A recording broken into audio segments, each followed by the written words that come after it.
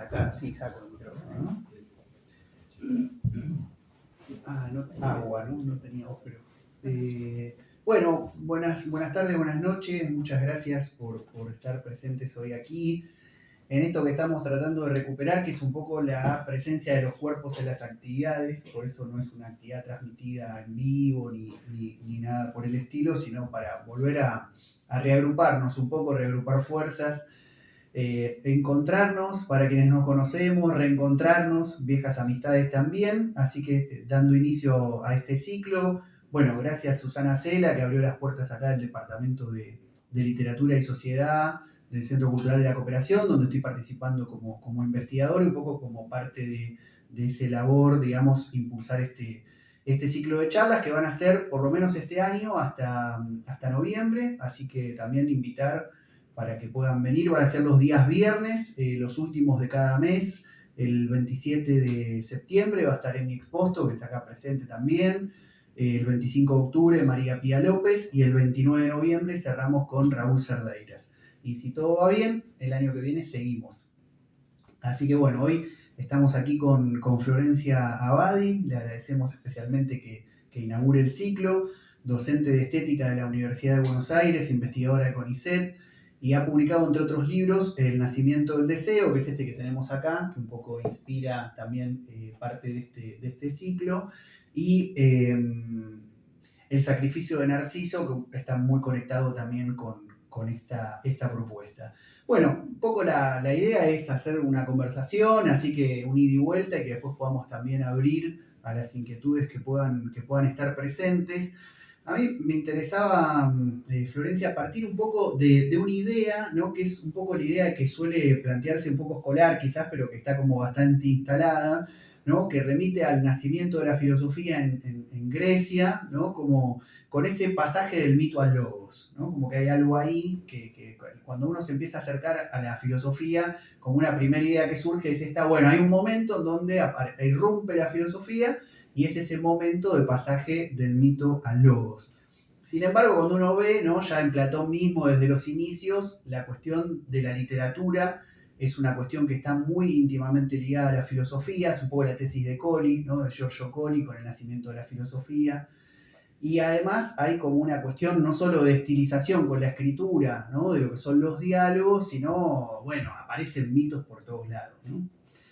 Y cuando leía este libro me gustó mucho, que es un libro, ¿no? que trabaja sobre los mitos, pero no es un libro de literatura, es un libro de filosofía que indaga mucho la cuestión mitológica y bueno, y está fuertemente cruzado con temáticas, por digamos así, que están siempre abordadas desde el psicoanálisis en el último siglo y pico, ¿no? De hecho, el mismo título, El nacimiento del deseo, remite un poco a ese tipo de textualidad, a ese tipo de investigación, al punto, yo comentaba con Florencia en mensajitos previos mientras organizábamos la actividad, que alguna gente me preguntaba si era psicoanalista, ¿no? Como, empieza con una psicoanalista la charla, ¿no? Como esa también idea de que, bueno, si es deseo, le toca a la tribuna de los psicoanalistas, y es una filósofa, pero que apela un poco a esas textualidades, y es un libro además de ensayos. Así que, bueno, un poco para arrancar la conversación, digamos, esta introducción, y tratar de plantearte un poco cómo aparece, digamos, en tu trabajo, ¿no? La cuestión esta de, tanto en el libro del sacrificio de Narciso y en este del nacimiento del deseo, cómo aparecen estas inquietudes, ¿no? Que le dan título a este ciclo. Bueno, sos profesora de filosofía, pero la literatura, el psicoanálisis, si sos lectora frecuente, bueno, que nos cuentes un poco por ahí. Muchas gracias, Mariano, por la invitación. Gracias, Susana, también. Es un placer estar acá. Gracias a todos por haber venido. Es gracioso esto de que la gente te dijera, empezás por una psicoanalista. Yo digo que a veces debería ponerme de título de mi oficio, no psicoanalista, ¿no? Como, soy no psicoanalista, me la paso aclarando que no soy psicoanalista.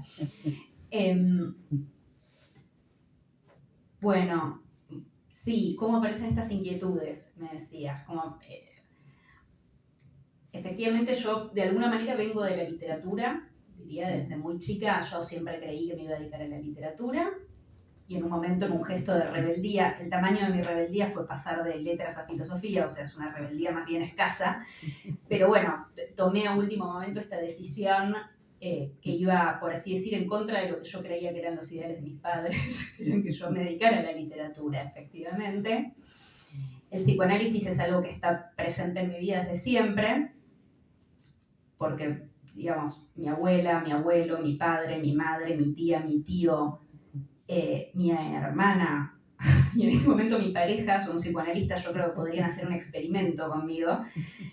Y siempre estuvo presente, para mí es mi lengua materna, ¿no? Cuando a veces me preguntan, bueno, cómo surgió la cuestión del narcisismo, si empecé a leer Introducción del Narcisismo de Freud, en qué momento lo leí. Yo, digamos que hablaba de narcisismo muchísimo antes de leer el texto de Freud, y para mí era una palabra, digamos, del lenguaje natural, no era ningún tecnicismo, ¿no? Un término como podía ser alegría o tomate, ¿no? O sea, cualquier narcisismo. Y la filosofía sería lo que llegó más tarde y lo que llegó para quedarse, ¿no? Dentro de este cruce. Durante mucho tiempo me dediqué únicamente a la filosofía de manera académica, de todas maneras, ¿no? Cuando empecé a estudiar filosofía, hice mi tesis doctoral, me dediqué a la Escuela de Frankfurt, sobre todo al pensamiento de Walter Benjamin, de Adorno. Y las inquietudes, de todas maneras, que me llevaron a escribir estos libros, que como bien decís, son más ensayísticos, retoman muchas cosas de mitos. Los mitos también estuvieron presentes siempre en mi vida. Desde muy chiquita yo leía libros de mitología para chicos, y me fascinaba con todo eso, y mi conejita se llamaba Atenea, y toda esta historia, que aparte en este último libro es todo un libro, digamos, hay todo un capítulo en contra de Atenea. Es gracioso porque era como mi diosa preferida, y cuando investigué más de grande descubrí que era la figura patriarcal por excelencia dentro de la mitología. Y esto que traes vos de la filosofía, del mito al logos, ¿no? La filosofía nace supuestamente cuando se pasa del mito al logos, es decir, cuando Tales de Mileto, que se supone que es el primer filósofo en los manuales de filosofía, predice un eclipse, ¿no? Es el momento en donde aparece la posibilidad de una predicción. Aparecería el logos. Sin embargo, es interesante que uno de los sentidos de la palabra mitos es palabra, que es una de las traducciones de logos también. O sea que tal distinción radical entre el mito y el logos es en realidad falsa, ¿no? No hay tal cosa. Y uno puede decir que el mito, tanto la filosofía como el psicoanálisis, no han podido prescindir de los mitos. Yo diría muy a costa suya, ¿no? Con mucha resistencia. Vos decías, aparecen mitos por todos lados. Me encantó, porque realmente pareciera que el mito es el retorno de lo reprimido, ¿no? Hay una represión en cuanto a lo que sería eso mítico, es eso que también, digamos, remite a la fantasía, ¿no? Que remite al pensamiento mágico para el psicoanálisis, que remite a la irracionalidad para la filosofía, y que sin embargo pareciera que esas disciplinas no pueden prescindir de los mitos, como si los mitos fueran de alguna manera la materia de los conceptos, por así decir, ¿no? Y como dice por ahí Kant, sin las intuiciones sin conceptos, ¿cómo era la frase? La quise traer, no, digamos, son vacías, son vacíos, y los conceptos sin intuiciones tampoco sirven, ¿no? Entonces, son ciegos, ¿no? Las intuiciones son ciegas, los conceptos son vacíos. Entonces digo, como si el mito fuera esa intuición, esa materia, sin la cual los conceptos no tienen en realidad sobre qué tratar, ¿no? Quedaran un poco boyando en una teoría abstracta, ¿no? El mito sirve en ese sentido como materia, y es muy curioso, digo, esto de que ambas disciplinas, como suele ocurrir con todo lo que se pretende logos, ¿no? Hay ahí una represión que, bueno, aparecen por todos lados, ¿no? Diría yo. Estoy teniendo un problema, que es que tengo un poquito de calor. Y bueno, ahora sí me puse esto. Bueno, podés ubicarlo como puedas. Claro, ahí vamos a ver sí. cómo logro. Sí. Bueno, un poco aparece, como decíamos, ¿no? La cuestión del mito, y a partir de eso pensar en este entrecruzamiento, ¿no? Entre filosofía, literatura y psicoanálisis. Pero bueno, en este último trabajo, ¿no? El nacimiento del deseo, justamente ya la palabra fuerza, ¿no? La idea del deseo, ¿no? Que ha sido históricamente trabajada en el psicoanálisis, bueno, todo el siglo XX, con algunas discusiones quizás desde la filosofía, por ejemplo, como Gilles Deleuze y Félix Guattari, sin ir más lejos, en 1972, su primer trabajo conjunto se titula Antiedipo, o sea que es bien contundente ya en el nombre del libro, pero también en los últimos tiempos aparece como con fuerza en la conversación pública y también en las discusiones teóricas la cuestión del deseo de la mano de los feminismos, ¿no? Y hay como un capítulo muy interesante en este libro, donde se habla un poco partiendo de los mitos y llegás un poco a esta idea de el absoluto patriarcal, ¿no? Entonces, bueno, un poco me gustaría que cuentes, digamos, cómo fueron también tus acercamientos a la problemática del deseo, un poco eso, ¿no? Contaste algo del psicoanálisis, la filosofía, y si aparecen también, digamos, estas irrupciones en tus reflexiones teóricas, en los que o coincidió o no, bueno, cómo se fue dando por ese lado, ¿no? Bueno, la irrupción de la problemática del deseo en mi vida creo que es como en la de cualquiera, o sea, sufriendo.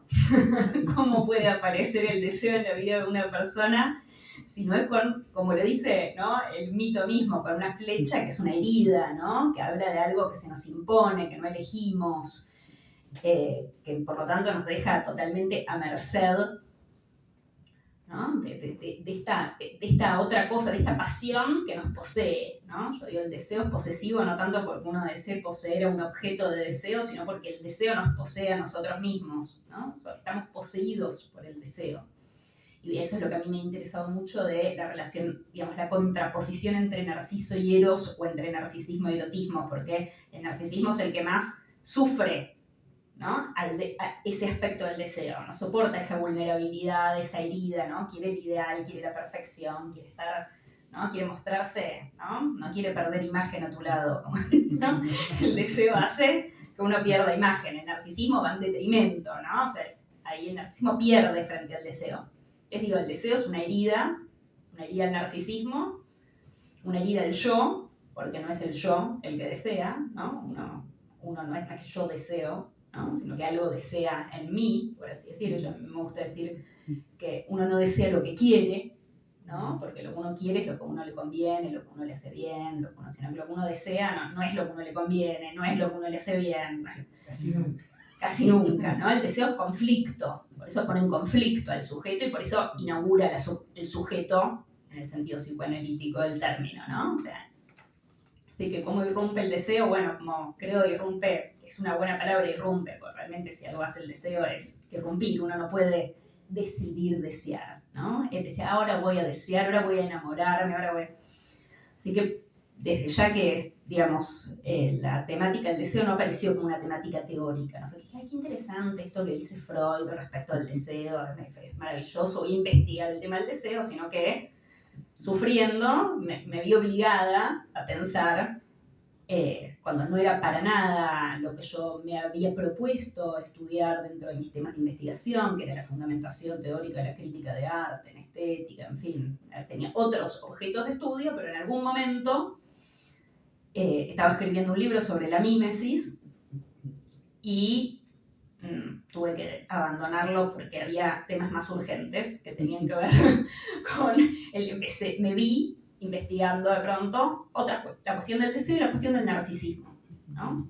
También a partir de una herida narcisista, nada muestra mejor el narcisismo que la herida narcisista.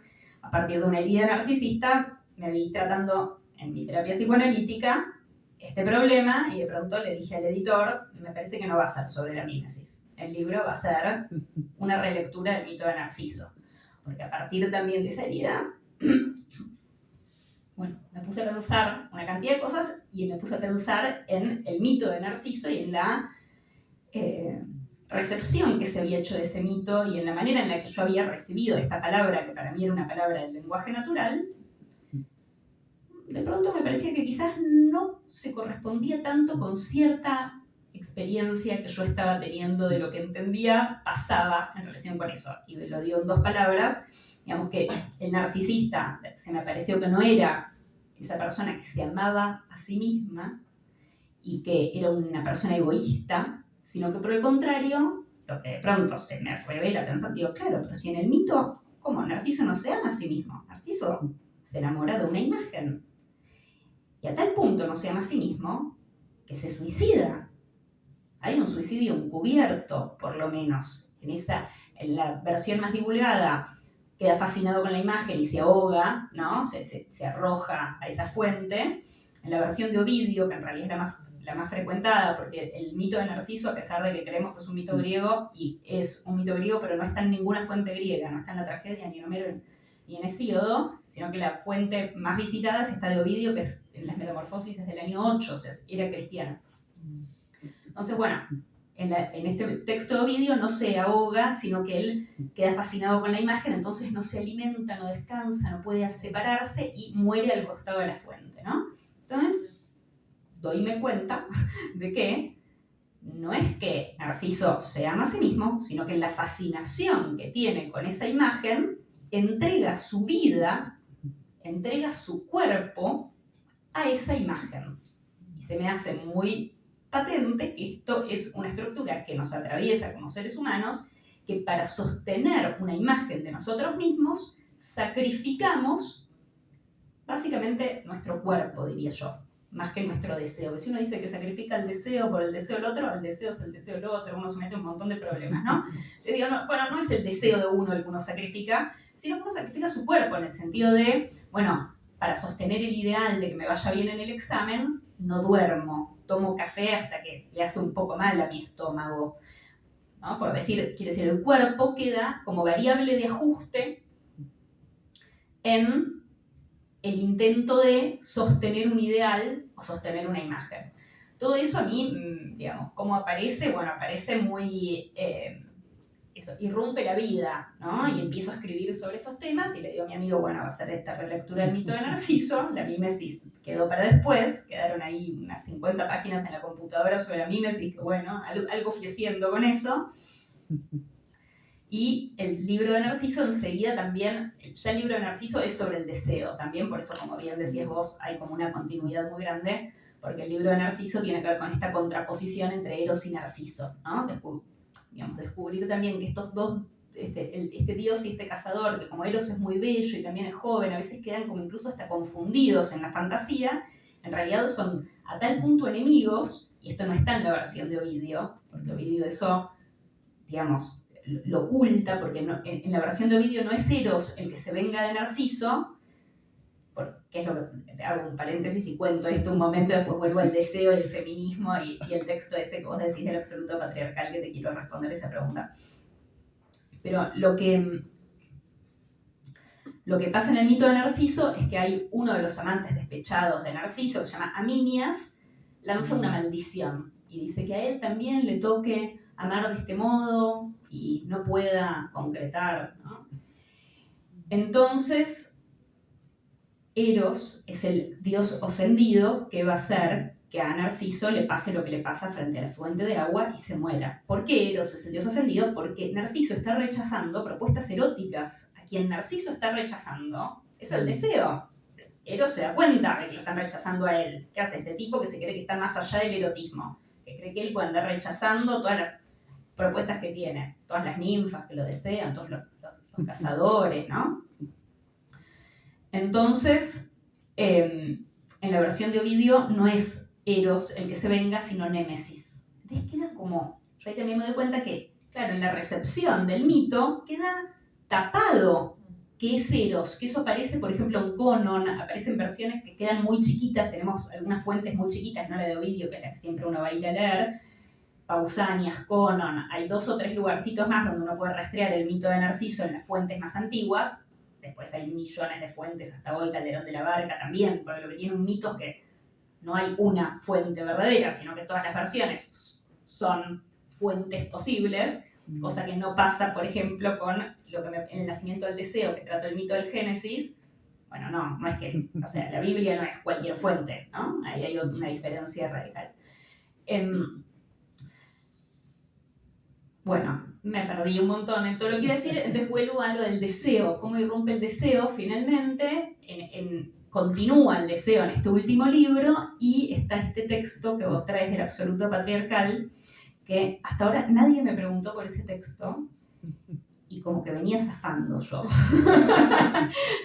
A ver, hasta acá. hasta acá. Porque es el texto que más me cuesta reconstruir lo que quise decir, la verdad. El absoluto, yo digo que hay el absoluto patriarcal, ¿por qué absoluto? ¿No? La palabra absoluto tiene que ver con, digamos, etimológicamente con lo que está suelto, ¿no? Con lo que se cierra sobre sí mismo y no tiene una conexión con otro. Para mí el absoluto patriarcal tiene que ver con una concepción, digamos, y un mito, si se quiere, de individuos aislados, que están clausurados entre sí, ¿no? Y yo lo vinculo con la cuestión de la envidia, ¿no? Creo, esta es como una hipótesis que tengo, que la misoginia no es desprecio por la mujer, sino que es envidia de la mujer, en el fondo.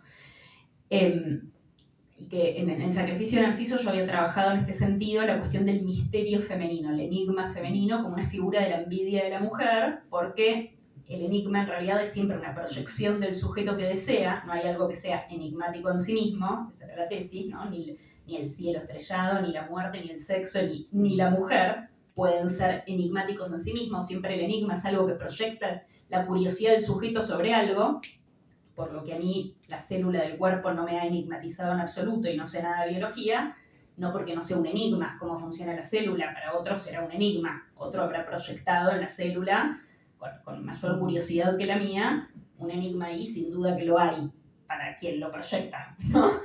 Entonces, bueno, yo ya venía trabajando esa relación, digamos, de la misoginia con el enigma y con la envidia, porque en el enigma hay una envidia. ¿Cuál es el punto? Cuando uno enigmatiza, el enigma es lo que se nos cierra, lo que no nos quiere dar la información, lo que, ¿no? Y la definición de envidia con la que yo trabajo es la de Melanie Klein, que tiene un libro que se llama Envidia y Gratitud, donde la envidia tiene que ver con no recibo, a mí no me dan, ¿no? O sea, con un supuesto de sustracción que está en el enigma. Entonces yo ya venía trabajando esta relación entre la misoginia y la envidia de la mujer,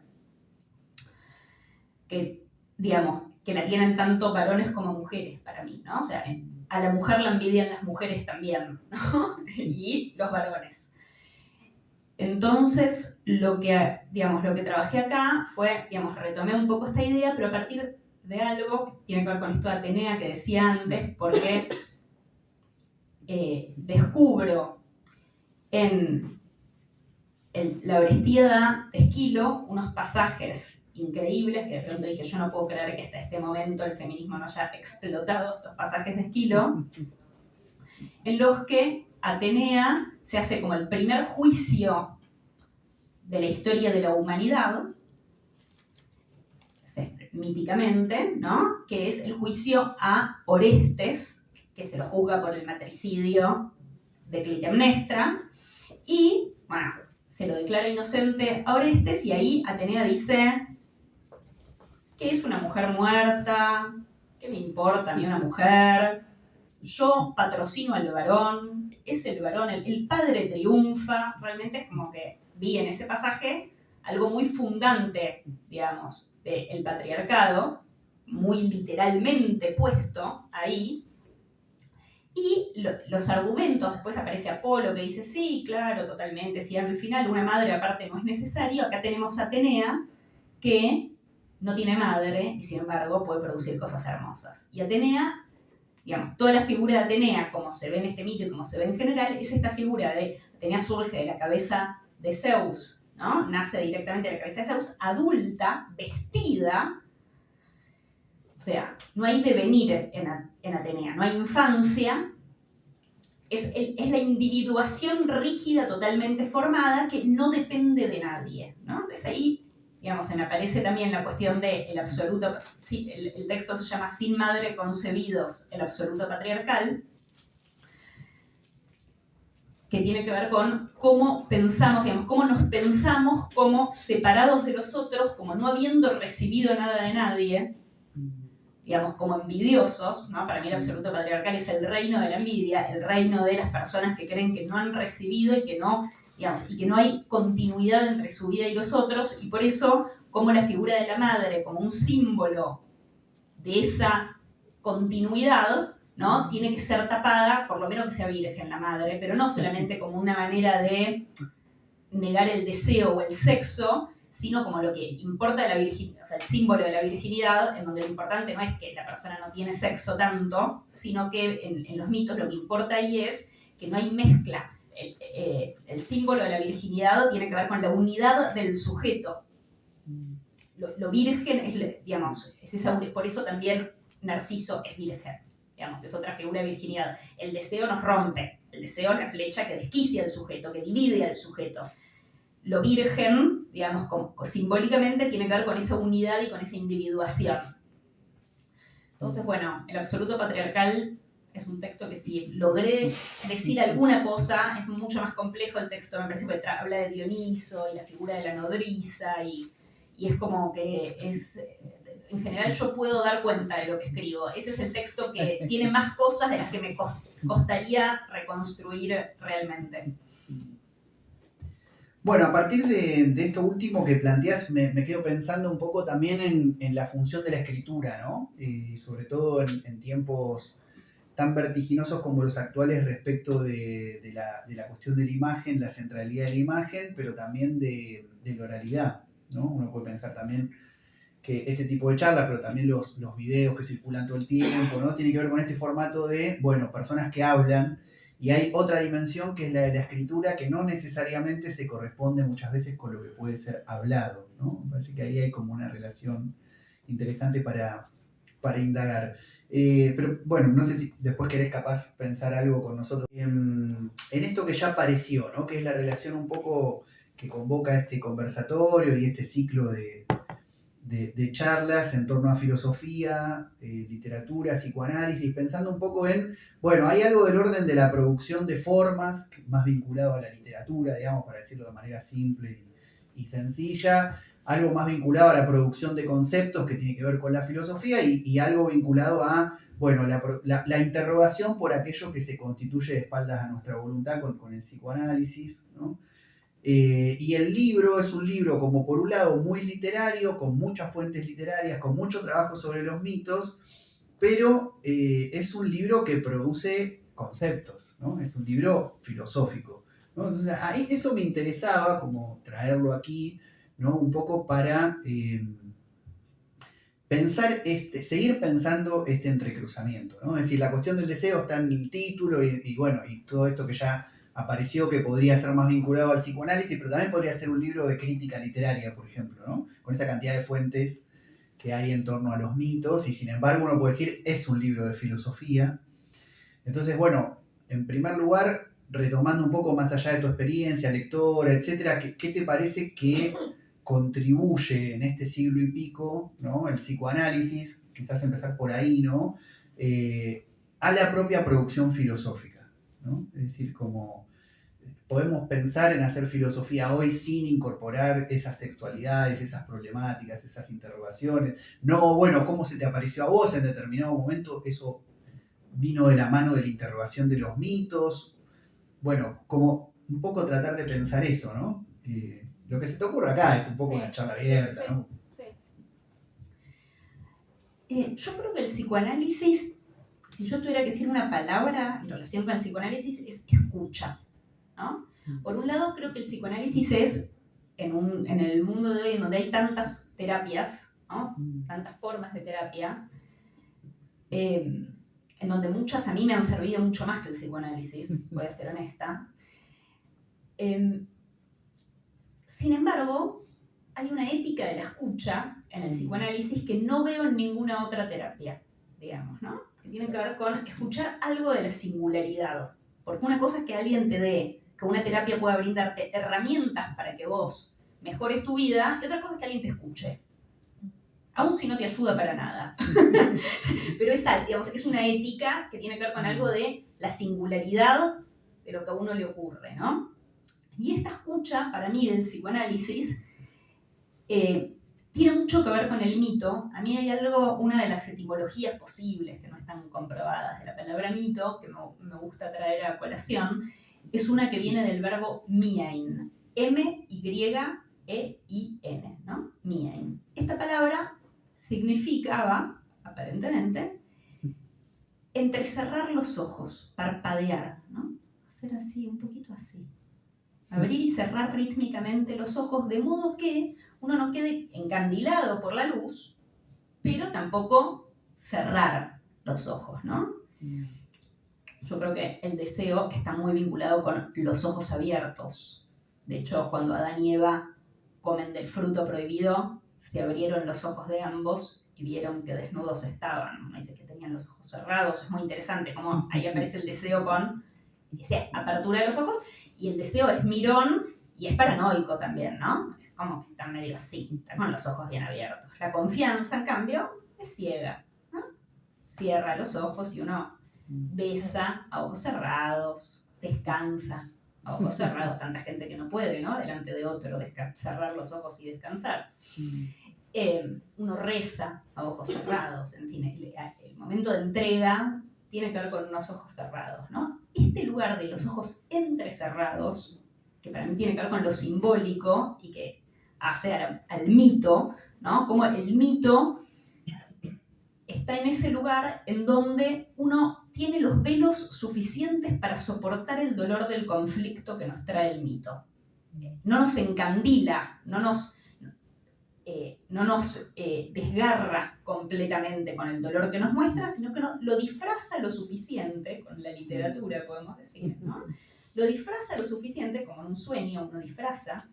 Digo, los mitos y los sueños están muy cerca, esto está bastante dicho. Yo cuando lo descubrí creí que tenía una idea genial, después descubrí que estaba bastante dicho. Y efectivamente hacen lo mismo, o sea, disfrazan para mostrar, ¿no? Para que algo pueda emerger al inconsciente, para que uno pueda soñarlo, algo que puede ser doloroso. Bueno, está disfrazado, en realidad no es la persona, parece este nombre que remite hasta otra cosa, ¿no? Para mí la escucha del psicoanálisis es una escucha a ojos entrecerrados, en este sentido en que yo no soy psicoanalista, pero creo que todos podemos practicar la escucha psicoanalítica y la practicamos en mayor o menor medida de acuerdo a cuánto seamos capaces de entrecerrar nuestros ojos para pensar que lo que el otro nos está diciendo alude a otra cosa, que no es exactamente la que está diciendo, ¿no? Uno entrecierra los ojos como diciendo, ¿qué hay detrás de esto? ¿A qué remite? ¿A qué alude? ¿Qué simboliza? ¿No? Hay algo, la sospecha, ¿no? Vos trabajaste Nietzsche y Freud la relación, ¿no? Esto de la cuestión de la sospecha. Bueno, sospechar un poco, ¿no? Ir más allá de esa literalidad, ¿no? No es lo que la persona dice, sino qué es lo que hay, por qué lo dice, por qué esta persona dice esto, ¿no? ¿Cómo lo dice? ¿A qué alude lo que dice? Creo que eso es clave y que eso el psicoanálisis lo aporta al pensamiento y a la cultura universal. No es que no se hicieran lecturas simbólicas, no es que no se entrecerraran los ojos antes del psicoanálisis, por supuesto que sí. Yo creo que digamos, nadie ni nada inventa de cero nada, ¿no? Todo está... creo que hay grandes psicoanalistas antes de Freud, por ejemplo Nietzsche, ¿no? Un tipo que psicoanalizaba a los filósofos. Está muy claro que hacía una lectura psicoanalítica de la filosofía. Pero que bueno, eso, el psicoanálisis tiene, me parece, es un gran aporte en ese sentido, ¿no? En ese tipo de lectura de la realidad.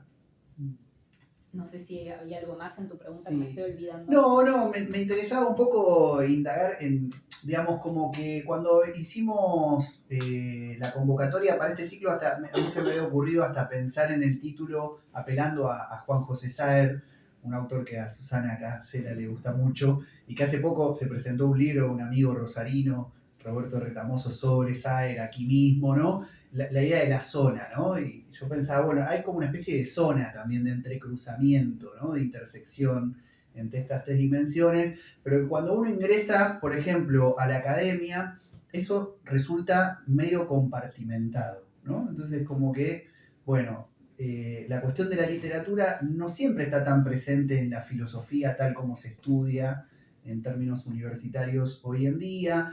En la carrera de letras, bueno, sí, tenés materias de crítica literaria, de teoría y análisis que apelan a algún filósofo, ¿no? Pero es como que está esas divisiones de tareas muy claras, y lo que me gustó mucho de este libro tenía que ver con eso, ¿no? Entonces, bueno, cómo se entrecruzaban, cómo uno podía leer un libro de filosofía que tiene fuentes en mitos, pero que a la vez aborda la cuestión del deseo, y es evidente que está, bueno, Klein está citada y que hay lecturas de psicoanálisis, se nota, por más de que no lo hagas con una nota al pie a cada rato, que es algo que también me gusta mucho en este tipo de textualidades.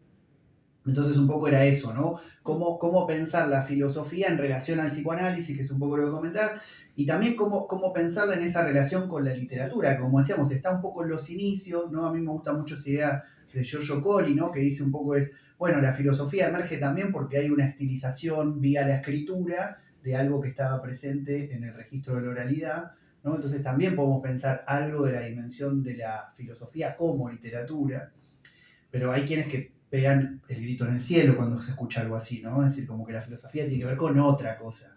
Entonces, bueno, ¿cómo lo vivenciás vos en tus lecturas a la hora de escribir, digamos, más allá de que, bueno, contaste un poco tu vínculo con la literatura más en los primeros años, ¿cómo lo ves en relación a la propia filosofía, al quehacer filosófico, al oficio de la filósofa, el filósofo, la literatura? ¿Qué aporta? ¿Qué se pierde si no se tiene en cuenta? ¿Se entiende un poco por dónde va? Entiendo, creo que entiendo. Ahora vamos a ver si satisfago, pero entiendo. A ver, yo creo, a mí hay un filósofo que me gusta mucho, se llama René Girard, que es como mi único héroe en este lío, ¿no? El más citado en este libro, le podemos agregar. Sí, el más citado. La verdad, por lo menos soy justa con él, no con otro. Por ejemplo, Roberto Calasso es una inspiración importantísima en El sacrificio de Narciso y no lo cité en un momento de injusticia. A veces uno es injusto realmente. Girard sí está citado.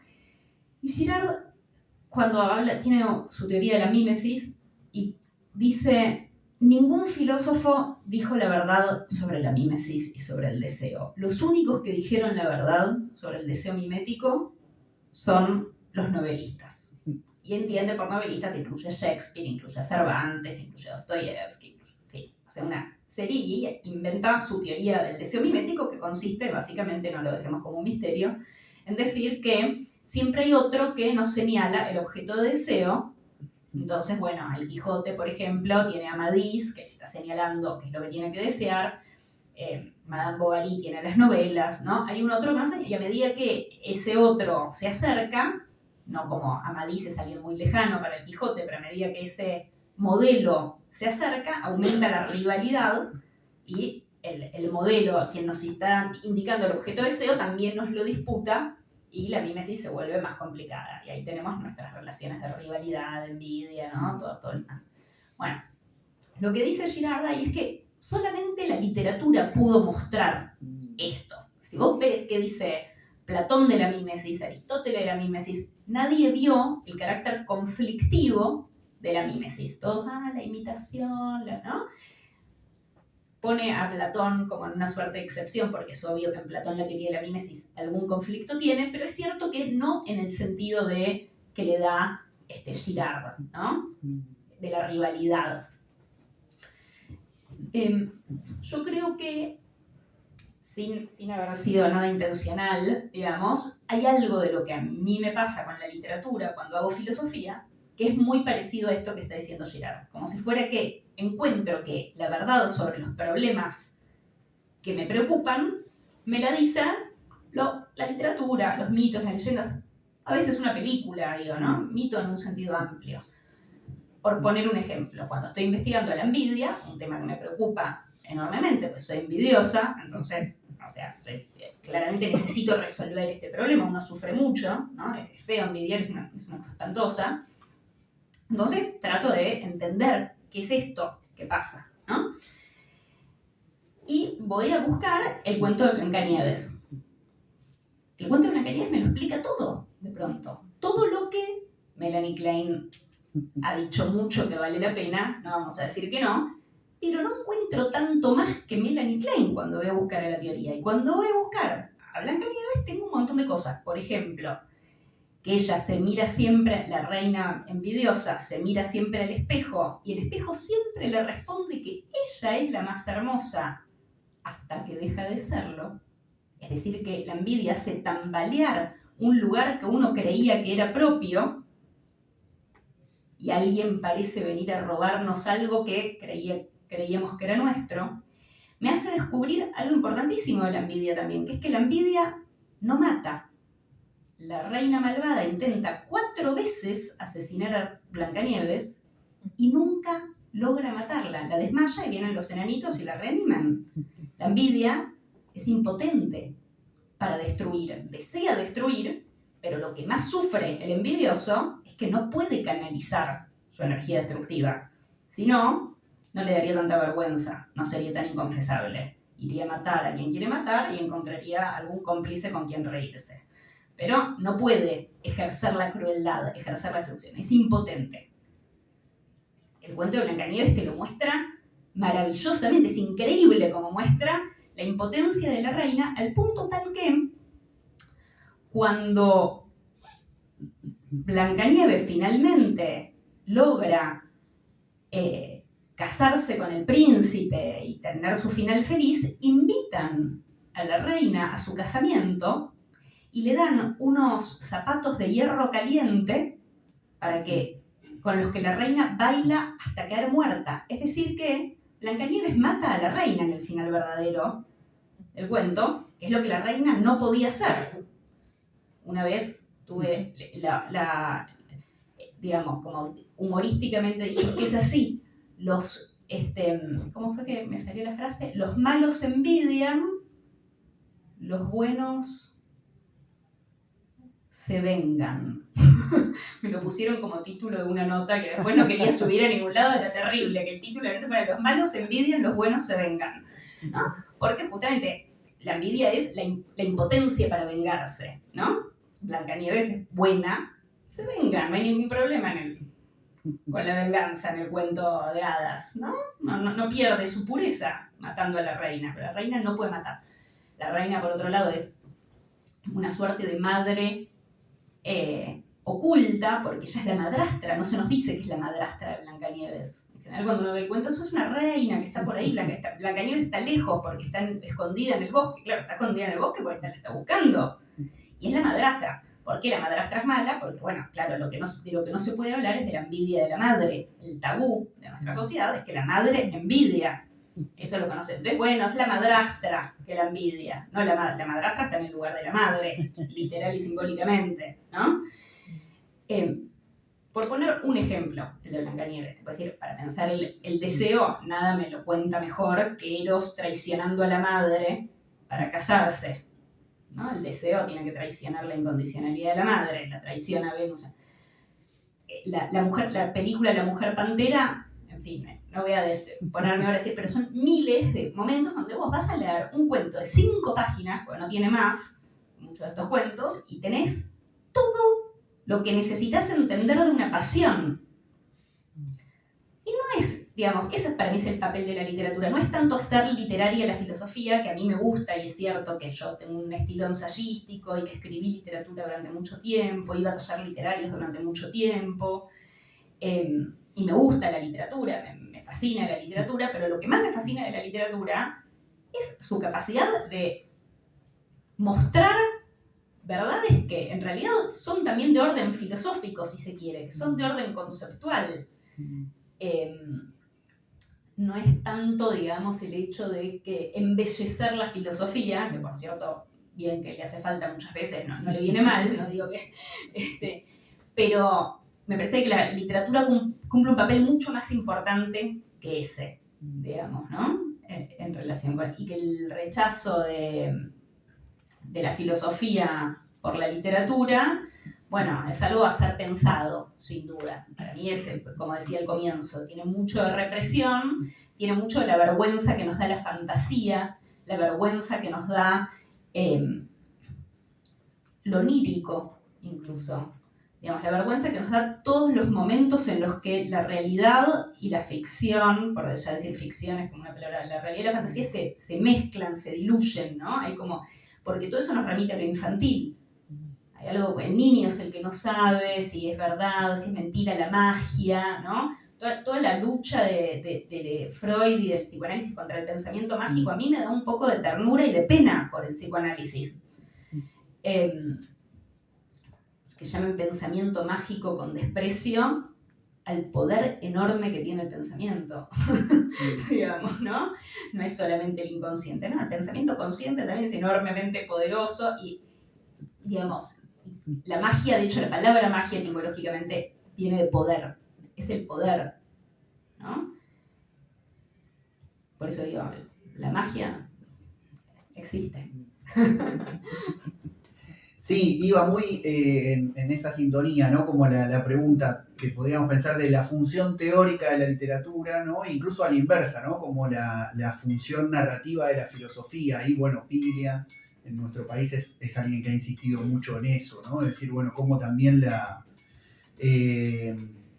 algún modo la literatura gana cuando tiene ese cruce con la filosofía. Así que iba un poco en ese sentido, pero bueno, ya que la dejaste picando, aprovecho y la otra inquietud que quería compartir con vos en relación a lo que podríamos caracterizar como esa tradición contaminada y fronteriza que es el ensayo, a diferencia de lo que pueden ser quizás papers académicos, ¿no? O otro tipo de textualidades que circulan quizás en la universidad, sobre todo teniendo en cuenta que vos sos investigadora con ICED, sos profesora en la Universidad de las Artes y en la Facultad de Filosofía y Letras, hoy más popularizada como Puan, ¿no? Por la película. En la UNA no soy docente. Ah, no sos docente en la UNA. Bueno, pero estás en la investigación y la docencia muy involucrada, pero a la vez también sos escritora, digo, ¿no? Y cuando escribís en un registro más de tipo ensayístico. Así que te quería preguntar un poco ahí más específicamente por el registro de la escritura y si hay lecturas que hayan influido en vos bastante en ese tipo de registro o es algo que te fue saliendo. Bueno, dijiste que ibas a talleres. Sí. Me interesa un poco el trabajo con la escritura, ¿no? ¿Cómo es en tu caso? Creo que es un trabajo. Trabajé mucho toda mi vida para aprender a escribir, digamos, ¿no? Iba a talleres literarios y yo encuentro los textos, no es que, digamos, creo en el talento, creo que hay gente que nace con talento, no era mi caso, digamos. Entonces, bueno, yo trabajé mucho, yo quería escribir y trabajé mucho para poder transmitir algo de ese modo, ¿no?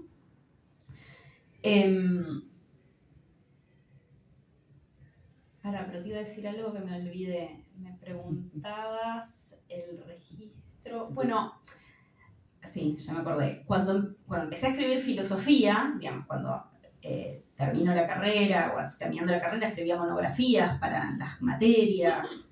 Por supuesto, si uno tenía algún ahí desliz literario, era castigado. Es cierto que en el ámbito académico, digamos, no está muy bien visto tomarse libertades al momento de escribir una monografía, por así decir. Y, digamos, como persona que quería tener una buena nota y todo, yo era obediente, ya empecé esta charla contando que era una persona obediente. Entonces, bueno, trataba de, no tenía esos deslices, ¿no? Entonces, empecé a trabajar Benjamin para mi tesis de licenciatura, después seguí trabajando Benjamin en mi tesis doctoral, prácticamente todos mis textos decían Benjamin afirma, Benjamin afirma. Tal afirma que Benjamin afirma, en cambio yo afirmo que Benjamin afirma. Discutí muchísimo con la gente que afirmaba que Benjamin afirmaba otras cosas que las que yo afirmaba que afirmaba. Realmente ahí parecía que había un debate con alguien, por lo menos, porque si no...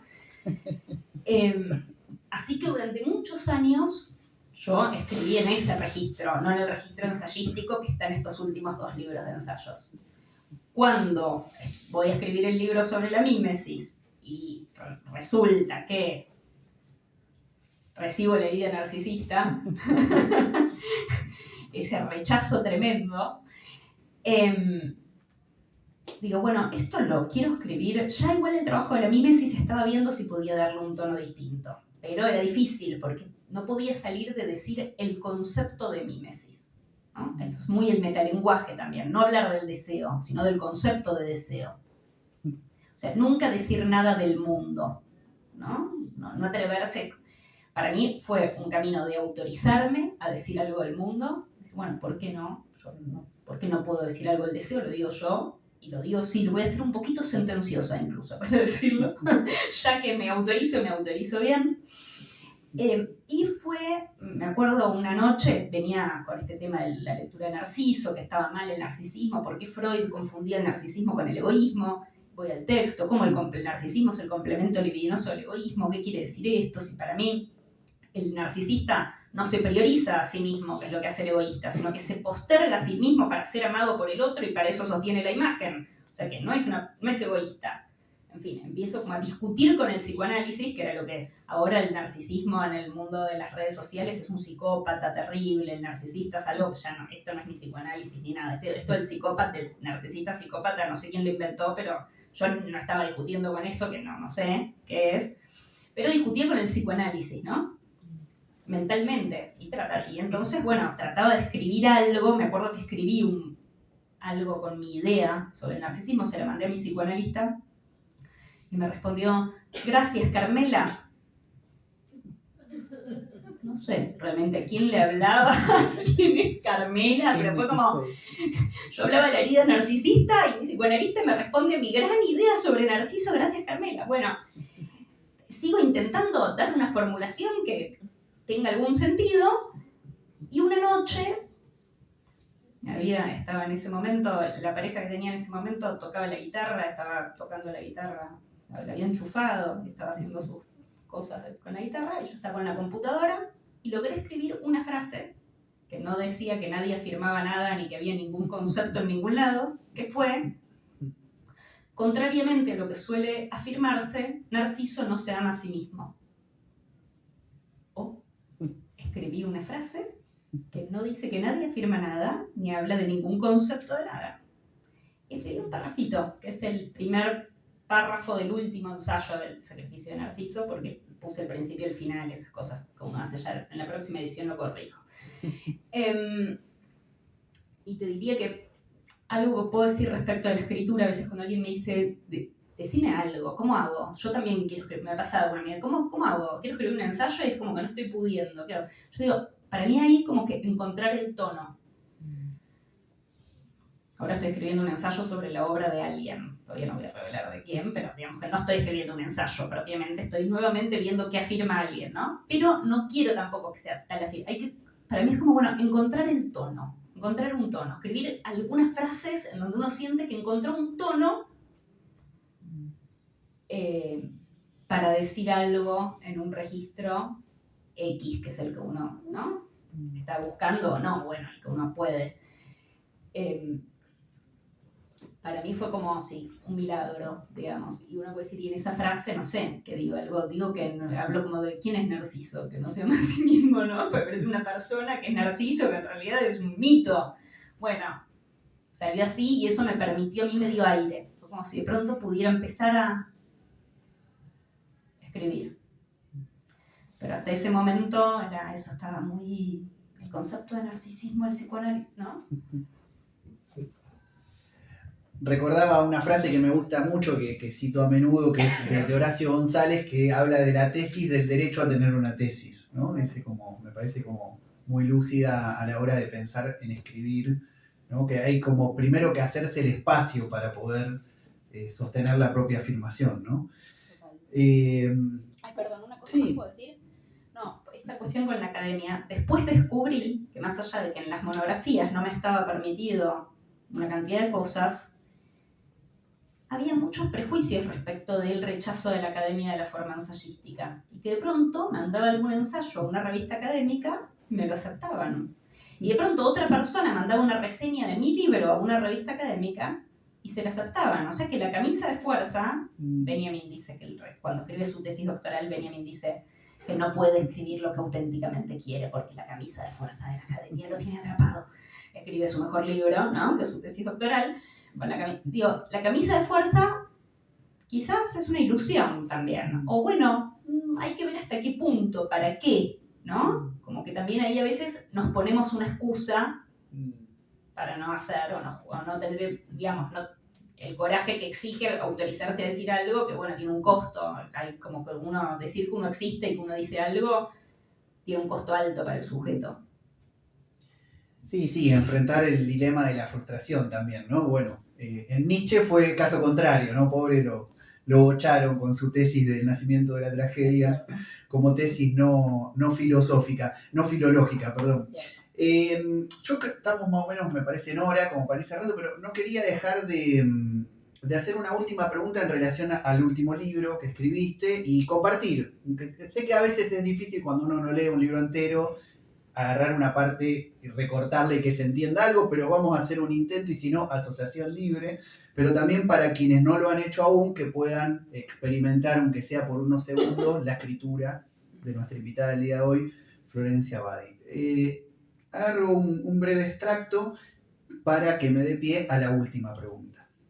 Dice, los tres grandes conceptos con los cuales la tradición de la filosofía ha pensado el amor parecen tener una afinidad con estos otros tres conceptos. El enigma pertenece a la esfera de Eros, el misterio al de la piedad y el secreto al amor amistoso y cómplice. El enigma es producto del deseo, el misterio procede de la experiencia inefable de ser parte de algo mayor. El secreto de la necesidad de pertenencia al grupo, reverso del temor a quedar excluido. Y ahí aparece con mucha claridad algo que, bueno, no sé si da para unos pocos minutos, pero si querés reponer algo me parece que sería interesante en relación a un conjunto de conceptos que aparecen entremezclados en el libro y fuertemente en este capítulo, que tiene que ver con la idea de enigma, de seducción, de velo y de secreto, ¿no? Que muchas veces aparecen confundidos, y vos haces como un trabajo bastante puntilloso de poder delimitar, ¿no? Esos conceptos y me parece que van un poco en sintonía con esta idea también de entremezclar filosofía, literatura y psicoanálisis, porque son términos que aparecen en las tres experiencias, ¿no? de la cultura filosófica, literaria y psicoanalítica.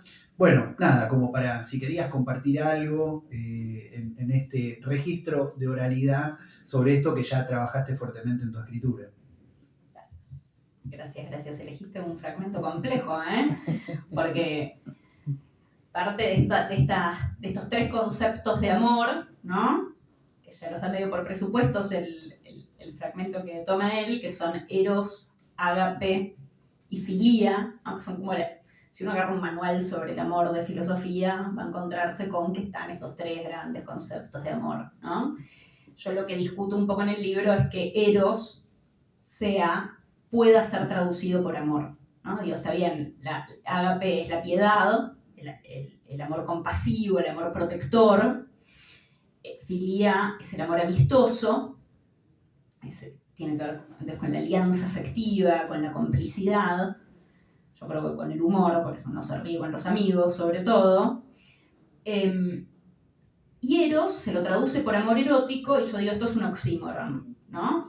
Amor erótico es un oxímoron porque, en realidad, si entendemos que la alianza afectiva y el cuidado son elementos propios del amor, y asumimos que el deseo está regido por la rivalidad, ahí soy girardiana, tomo la tesis de Girard, y el rival no lo proteges, y el rival no es tu aliado. Entonces, o sea, si el amor es alianza afectiva y es cuidado, el deseo no es amor, ¿no? Entonces ahí es como, bueno, trato de separar aguas y discutir un poco esta traducción de eros por amor que recorre toda la cultura occidental como si nada, ¿no? Como si fuera normal traducir deseo por amor. Vamos, por favor. Y entonces, efectivamente, en algún momento empiezo a pensar el tema del enigma. Yo, en el sacrificio de Narciso, había tomado como sinónimos enigma y misterio. Por eso en el ensayito de misterio femenino y misoginia, hablaba del enigma, hablaba del misterio, todo lo mismo, todo igual.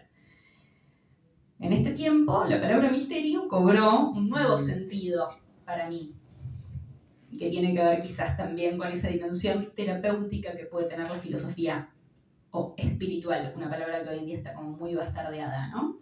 Pero creo que Foucault hace una buena como una buena recepción de esta problemática, ¿no? Del carácter, qué es terapeuein, qué quiere decir rendir culto, además de curar, y qué es lo que pasa con la dimensión, digamos, los ejercicios que en la filosofía antigua, ejercicios espirituales que hacían los filósofos antiguos, que recupera todo esto que recupera Pierre Hadot, ¿no? Está Hadot, con H, lo quiero buscar. En fin, todo algo que a mí me interesa mucho, esa dimensión de la filosofía, como algo que tenía una relación con la sabiduría, ¿no? Se suponía que tenía una relación con la sabiduría y no que era un conocimiento abstracto, técnico. Entonces, bueno, si se quiere, la palabra misterio, dentro de toda esta tradición, se me aparece con nuevos sentidos donde no la puedo reducir a eso a lo que yo había reducido el enigma, que era esto es proyección del sujeto deseante. El enigma es la proyección del sujeto que desea y que odia, por supuesto, por eso lo de objeto enigmático se nos cierra, no nos quiere dar, lo envidia, ¿no? Todo lo que genera la enigmatización del otro, querer controlar, querer interpretar, querer... En fin, todo el aspecto de control que hay en el deseo, ¿no? Por eso interpretamos mucho, ¿no? El otro es así, tiene, no sé, porque la madre, porque el padre, porque el hermano, ahora porque la luna en Piscis, ¿no? Bueno, toda esta necesidad de interpretar y de... Entonces, bueno, el misterio se me parece como algo que no se puede reducir al enigma. Y me doy cuenta un poco de, claro, esta relación del enigma con el deseo, el misterio me queda más del lado de la piedad, del lado de ágape, del velo, la cuestión del velo. La piedad es lo que, si el deseo desgarra los velos, curiosea, espía, hurga, exhibe, todos los mecanismos de la crueldad son muy del deseo. La piedad es lo que sostiene el velo. La mentira es piadosa, ¿no? No hay verdades piadosas, ¿no? Sostiene el velo, la piedad, bueno. Y cómo el misterio tiene que ver con estos velos y el secreto, y ahí se me aparece estos velos, digo, como que para vos que venís de mencionarme justo el nacimiento de la tragedia de Nietzsche, bueno, el gran velo, que es el velo de Maya, que para Nietzsche es tan importante ahí, en la tradición hinduista y schopenhaueriana, también que retoma esta tradición hinduista, donde, bueno, hay algo que es ilusorio en el mundo en que vivimos, que tiene que ver con este velo, ¿no? Que oculta el velo, una unidad que hay detrás del velo, ¿no? Que sería lo que hace que los límites de la individuación sean en realidad ilusorios, ¿no? De alguna manera, quizás no estamos tan separados todos acá como creemos estar por el límite de la piel, sino que hay algo que está uniendo, en realidad. Bueno, toda esta cuestión de los velos, del misterio, el misterio aparte viene de la etimología también de musitar, de los labios cerrados, musitar, murmurar, el misterio tiene que ver con los labios cerrados, entonces si el enigma tenía que ver con el laberinto de la razón y con los ojos también, los ojos abiertos, y con la interpretación, te lanza a interpretar, el misterio es lo que te deja en silencio, lo que no podés decir nada de esto, ¿no? Te calla, te cierra la boca, digamos, no hay interpretación ahí. Y entonces ahí se me apareció, y el secreto, me pregunté, ¿el secreto no es lo mismo que qué? ¿Qué es el secreto? Y pensé, bueno, si el enigma está vinculado a los ojos y el misterio a los labios, el secreto está vinculado al oído, ¿no? Un secreto, yo si pienso un secreto, es como decirle un secreto a alguien, ¿no? Y el secreto en realidad es lo que circula en una comunidad, ¿no? Es lo que, el secreto no es lo que no se dice, es lo que se dice, ¿no? Por excelencia, es lo que circula. Yo te cuento un secreto, tiene que ver con el oído, y ahí, bueno, aparece esta idea que leías vos de el secreto como relación a una pertenencia a un grupo, ¿no? Como saber el secreto, que circule el secreto, no le digas a tal, dejar excluido al otro. Saber el secreto es no quedar excluido entonces del grupo, por el que no sabe el secreto. En fin, y con el oído y con esta cuestión de la filía, entonces, de la complicidad, que está en el tercer concepto de amor. Y viste, cuando uno dice, ¡ay, qué lindo! Todo cierra perfecto. Tengo 3 conceptos de amor y los 3 conceptos, secreto, enigma y misterio, me calzan justo uno en cada uno. Y bueno, eso es el parrafito que eligió Mariano para leerles. Un poquitín, creo, justo, tenía un montón de cosas ese parrafito, así que bueno, me tomé un poco de rato para explicar. Se hizo la luz en ese momento. Bueno, muchas gracias Florencia por esta conversación, por la inauguración del ciclo, ¿no?, sobre filosofía, literatura y psicoanálisis acá en el Centro Cultural de la Cooperación.